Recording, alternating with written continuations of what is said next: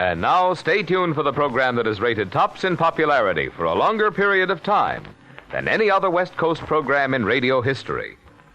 The Whistler.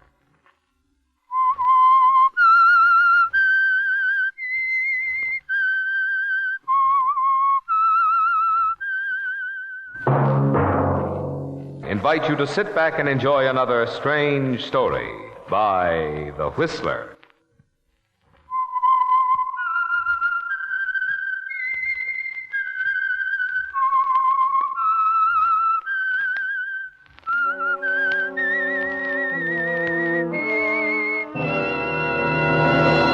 I am the Whistler, and I know many things, for I walk by night.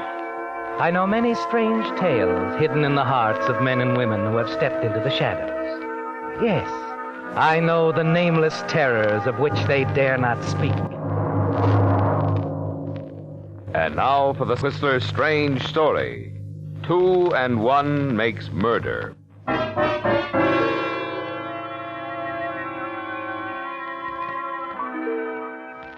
To Mildred Wiley, the cool mountain breeze was delightful.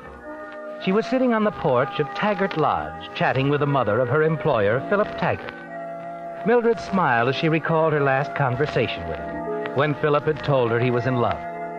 Every so often during the 14 years Mildred had been employed by Taggart and Company, where she'd started as a 19-year-old stenographer and worked up to her present position of personnel director and treasurer, Philip Taggart had come to her and told her, in friendly confidence, that he had finally found the right woman. But each time he'd discover, after a few months, that he was wrong. And Mildred was certain that this time would be no exception. Yes, Mildred would see to that. Appearing younger and still beautiful in her early 30s, she'd long since decided that she herself would someday be Mrs. Philip Taggart, an heir by marriage to the Taggart fortune. As Philip's mother spoke, Mildred looked up. Well, Mildred, you didn't have a long wait. Philip's car's coming up the road now. Well, Mrs. Taggart, that's not Philip, is it? Of course it is, dear. But that girl with him... Well, that's Philip's secretary. Ann Backus? I didn't recognize her. What's she doing? She's spending her vacation with us. I thought you knew. She and Philip are to be married very soon now. Married? Ann? Yes. Isn't it wonderful? Yes, I think it's marvelous. Tell Philip I'd like to see him in the library. Will you, Mrs. Taggart?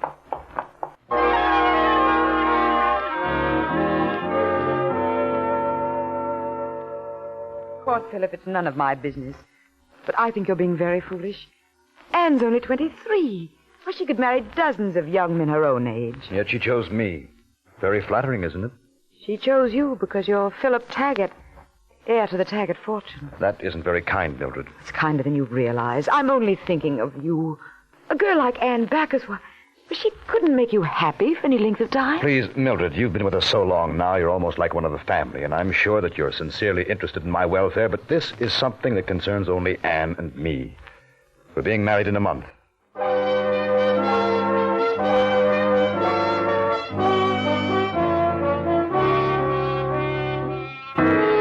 A month, Mildred. That's time enough, isn't it? You don't know just how you'll prevent Philip's marriage to Anne, but you're sure you'll find a way. After you return to the city, you decide one thing. You must give every outward evidence that the coming marriage has your complete approval. Yes, Mildred, the more you think of it, you realize that it's all important to you to make friends with Anne. So you invite Anne to drop into your office.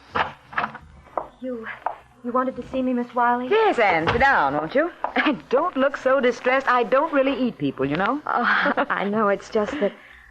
Well, I don't know you very well. And somehow I felt that you didn't quite approve of me and Philip. Oh, but I do, Anne. I'm sorry if you thought otherwise. You're quite right, though. We don't know each other very well. And that's why I asked you to come to see me. I think we ought to remedy that right away. Oh, I'd like that. I know how much Philip and his mother think of you. I'm sure we can be friends, too. As far as I'm concerned, we are friends, Anne. If you ever need me for anything, please feel free to call on me.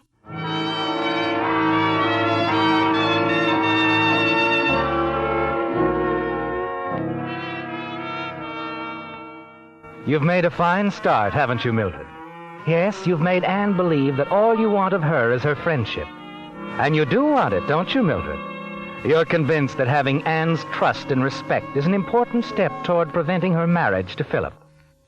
For several days, you consider various other moves. Discard them one after another.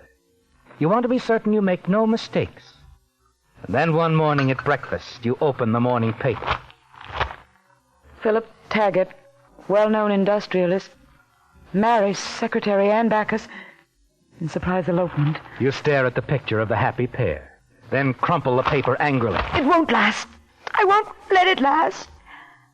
One way or another, I'll break up that marriage forever.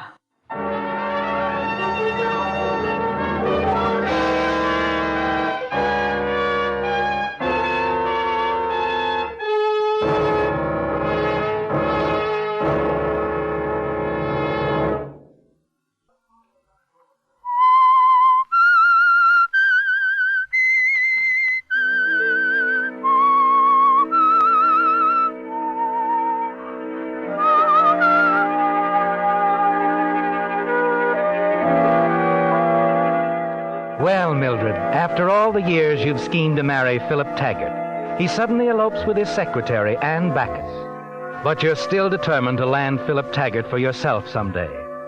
And the day after they return from their honeymoon, you begin. First of all, you decide to win Anne's complete confidence. And for the next few weeks, you see her frequently at the Taggart home. Until you're certain Anne believes in your friendship, trusts you implicitly. And as you know her better, you begin to wonder whether she's as sweet and innocent as she seems. Her studied avoidance of any reference to the past or her family make you more suspicious. You decide to take a gamble. You hire a private investigator to look into Anne's past, her family, her connections. After weeks of expenditure, worry, and secret hope, your investigator turns in his report. Well, Miss Wiley, I'd say your money had been well invested, very well invested. Your little girlfriend is personally above reproach, but she made a bad mistake once about 3 years ago. What kind of mistake? She got married. So Philip Taggart's charming young bride is a divorcee. No, she's still married to the guy she married 3 years ago. You mean she's a bigamist? Oh, not by intent, by accident. This first fellow she married, Fred Backus, was a no-good tin-horn gambler. When he and your little girlfriend split up, she wanted to go to New York, so to save time, she signed no contest papers. And he agreed to file suit immediately. But he never got around to it. Nah. You know where this Fred Backus is? Yeah, he's a sort of commuter between San Diego and Tijuana. He's still a tin-horn gambler, has a room in San Diego. He's a car dealer at a little gambling club, the Diablo in Tijuana. Stud mostly. Club Diablo, Tijuana. Satisfied? More than satisfied. You've earned yourself a bonus.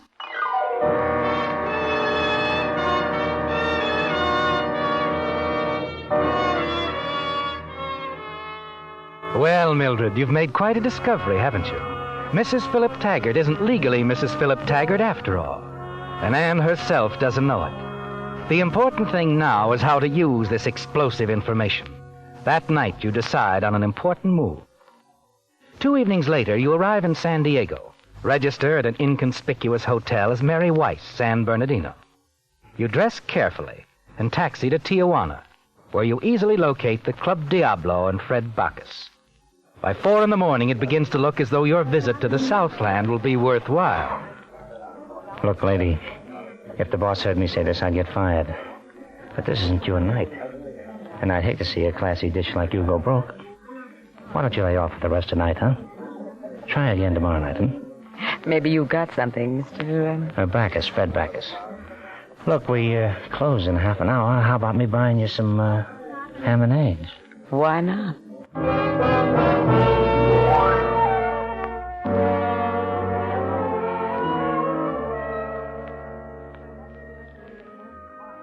I've known you 6 days now, honey, and I'm still trying to figure you. You've got class. There's nothing to figure. I'm just a bored stenographer on vacation. You don't like your work? I hate it. Well, why don't you stick around here for a while? I like to eat. Well, I think you could win enough at the club for coffee and cakes. Maybe car fare, even, if you didn't overdo it. And your percentage? Well, let's just say that I'm a good gambler, huh? Think about it anyway. Thinking's bad for you, especially on a vacation. Incidentally, Fred, I don't think I'll come over to the club tonight. I've got some letters to write. You mean I'm not going to see you? You might drop by my place for a drink before you leave. Oh, will do.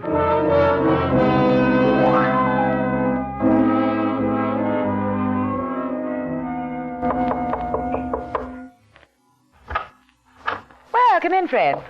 Sit down. Thanks. Oh, Seattle paper, huh? Yeah, a month old, though. I found it on a chair in the lobby. I never saw one before. Take a look at it, if you like, while I order something to drink. What would you like, Fred? Oh, scotch and water. Hey, Mildred. This girl on the front page, Ann Backus. Who? What about her? She married her boss. Oh, happens all the time. Oh, not this, honey. You see, this babe is my wife. Oh, she doesn't know it, though. She thinks I got a divorce from her. But how could she think... Well, when we split up, I promised her I'd get one, and when she wrote later on, I told her it was in the mill. That she'd be free in 30 days. Oh, Fred, that's terrible. The poor girl. Yeah, it is tough, all right. But I just never got around to it. Still, it might not be so tough for you, Fred. Oh, what do you mean? Oh, I imagine the new Mrs. Taggart would pay plenty for a quick divorce, plus your silence. Well, I'd hate to do that to Ann. She was a pretty good kid, and... Fred, Hmm? if you thought what we could do with, say, $10,000... We? If we had $10,000, I wouldn't have to go back to my job, would I? No. No, you wouldn't, would you? Isn't it worth a try, honey? Oh. Yeah. Yeah, I guess it is at that. Say, how about that drink, baby, huh?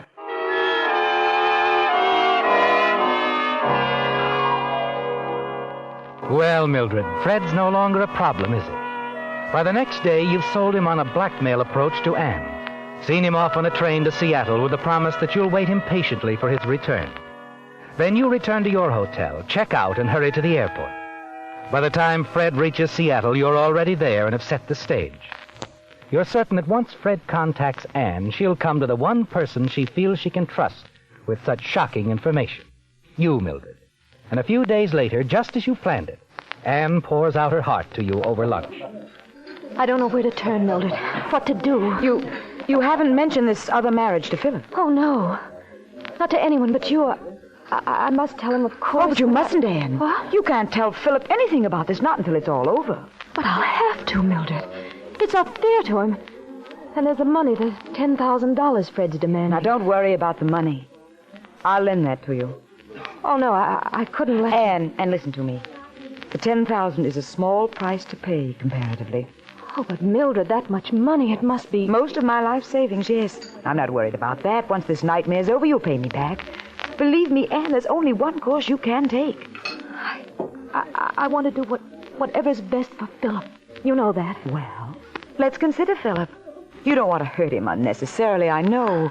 But if it ever reached the papers that Philip Taggart's wife was a bigamist, do you know what that could do to a man in his position? I know, I know. Well, you can spare him all that scandal, all that notoriety, Anne. You'll have to ask Philip to divorce you temporarily. Divorce me? Oh, but I said it wouldn't be easy at first. But you'll have to let Philip divorce you. Then go to Reno and divorce Fred Backus. Once that's final, you can come back, tell Philip everything, and remarry him without any strings attached. But, Mildred, what about Philip? Will he want me back after all this? You know how much he loves you. If I know Philip, once you're divorced and in a position to tell him the whole story, he'll love you all the more for sparing him the scandal. If you like, I'll go to Philip with you. Oh, Mildred, would you? I know Philip would understand if we went to him together. I'll be glad to. But first things first, You tell your Mr. Backus he'll have his money tomorrow.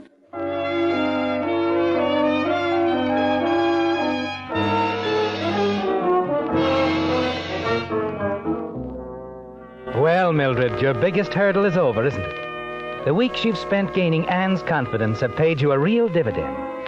You're so sure your plans will succeed, you're tempted to forget Fred Backus. Let him keep your $10,000. But you quickly discard that plan as both extravagant and dangerous. And the next morning, you're again flying to San Diego, where you wait Fred's return as agreed. A few evenings later, the two of you celebrate his success. Oh, this champagne's real stuff, huh, baby? I can't get over how Ann forked over the 10 grand, just like you said. Oh, I knew she would. You have the money with you? Sure. Right here, honey.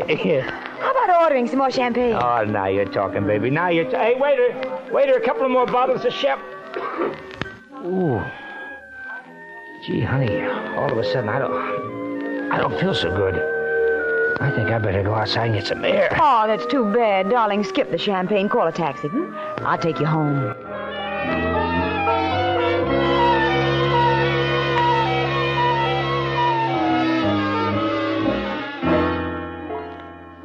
Once you get Fred to his room, he falls into a dead sleep. You made sure of that, didn't you, Mildred? You go quickly through his pockets. There it is, the blackmail money you gave Ann in Seattle. You smile as you slip it into your purse. Things are going just the way you planned. By the time Fred awakens, your brief masquerade as Mary Weiss will be finished. Your only worry now is whether Ann went through with her request that Philip divorce her. But that concern is quickly dispelled when you return to Seattle in the office and learn that it is common gossip that Ann has left Philip. You pretend to be deeply shocked and go at once to his office. Well, Mildred, I guess you can say I told you so. I didn't come to say that. Ann will come back. Philip, everything will clear up, I'm sure. No. She's left me. She's taken an apartment at the Marlboro. She's asked me for a divorce, and I'm going to file immediately. For some reason, she wants me to get the divorce. I don't understand it. But if that's the way she wants it, that's the way it'll be. Well, Ann was very young. Too young to know what she wanted, really. I'm sure it wasn't your fault. Thanks, Millie. You've always understood me pretty well. Right now, it's rather important to me.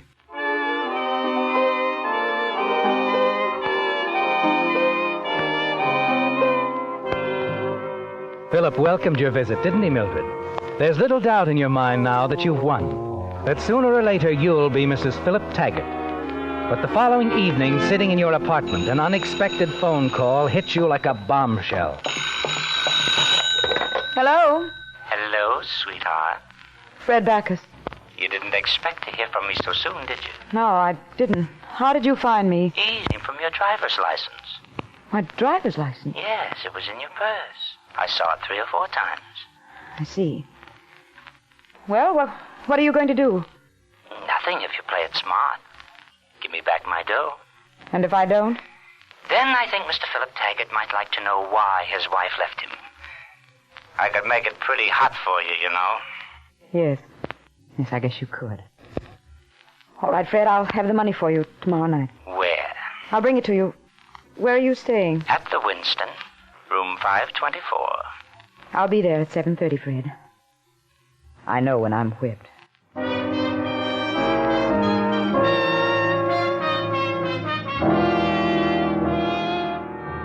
But you're not whipped, are you, Mildred? No.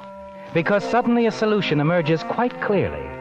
You can remove Fred Backus as a threat and eliminate Ann as an obstacle to your plan in one daring move. Then your path will be clear to win Philip Taggart for yourself. Yes, Mildred, at last you're sure of what you must do.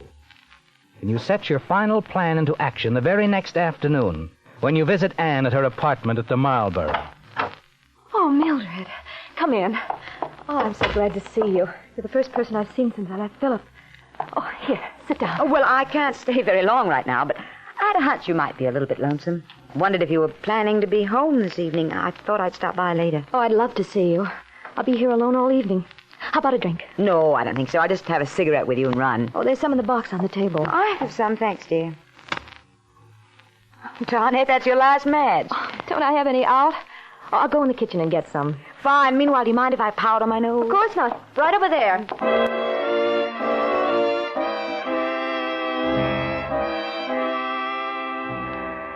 Well, you've found out one thing, haven't you, Mildred? Ann is going to be home all evening, alone. Now you must get what you came for.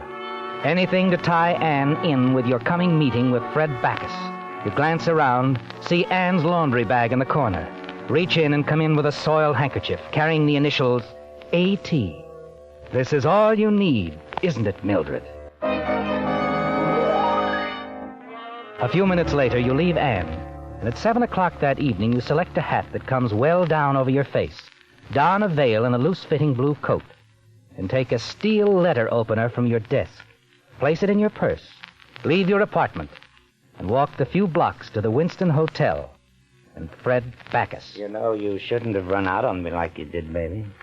Okay, Fred, I shouldn't have run out on you. Especially, you shouldn't have taken all the dough. You brought it with you? Yes, right here in my purse. Here it is.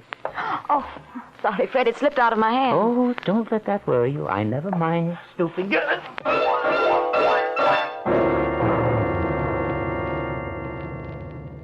Without a glance at the man you have just killed, you carefully wipe your fingerprints from the steel letter opener and wrap it in a newspaper.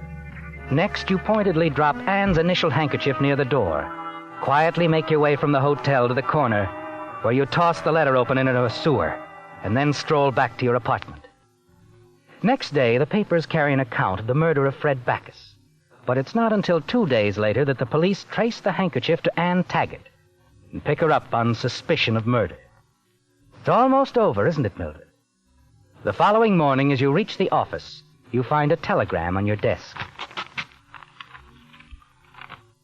In view of recent unhappy developments, Mother and I are staying indefinitely at Taggart Lodge. We'd enjoy having you spend weekend with us if you'd care to drive up tomorrow. Affectionately, Philip. Hello? Did you get the telegram I left on your desk okay, Miss Wiley? Oh, yes, Johnny, yes. No bad news, I hope. On the contrary, it's good news. I've just found something that means a great deal to me. Something I once thought I'd lost.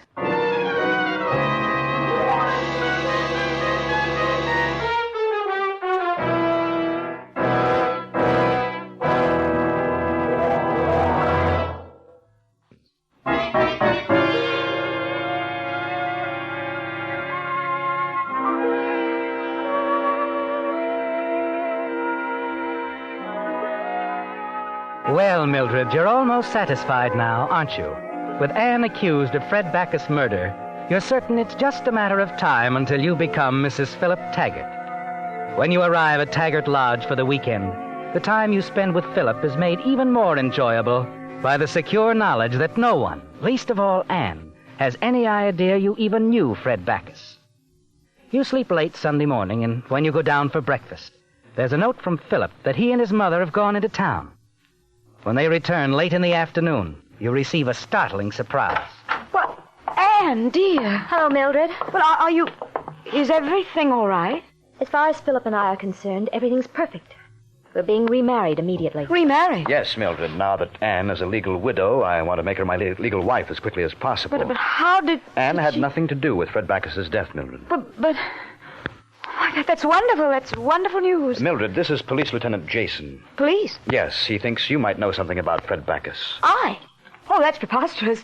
Why should the lieutenant think anything like that? Because the switchboard at Mr. Backus' hotel shows he phoned you and talked to you for 5 minutes the night before he was killed, Miss Wiley. Well, yes, he did call me, but I didn't even know him. A mutual friend asked him to call me. Could be. But whoever killed Fred Backus left Anne Taggart's handkerchief at the scene of the crime, Miss Wiley. You and she are the only ones who had access to that handkerchief. How could I have obtained her handkerchief? Easily. You could have taken it the afternoon you called on her, a few hours before Backus was killed. Well, that's absurd. Anyone could have taken it. We've established beyond any doubt that you're the only visitor Mrs. Taggart had since she left Mr. Taggart and moved to the Marlboro. You and Ann Taggart are the only two people in Seattle who knew Fred Backus. Well, that doesn't prove I did it. Anne had a motive, a real motive. Either you or Ann left Ann's handkerchief at the scene of the crime. One of you murdered Fred Backus. Well, it was Ann. It couldn't have been Ann. The coroner has fixed the time of the Backus murder between 7:30 and 8:30. From 7 o'clock on that night, Ann was at her apartment, discussing the terms of her divorce with Mr. Taggart's attorney.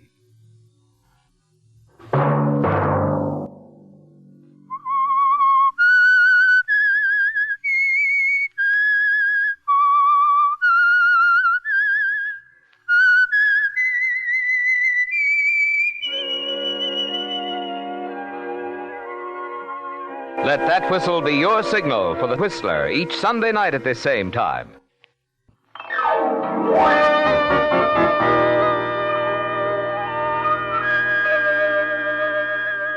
Featured in tonight's story were Bill Foreman, Betty Lou Gerson, Wally Mayer, Gene Bates, Ed Max, and John Daner. The Whistler was produced and directed by George W. Allen, with story by Ed Bloodworth, music by Wilbur Hatch, and was transmitted to our troops overseas by the Armed Forces Radio Service.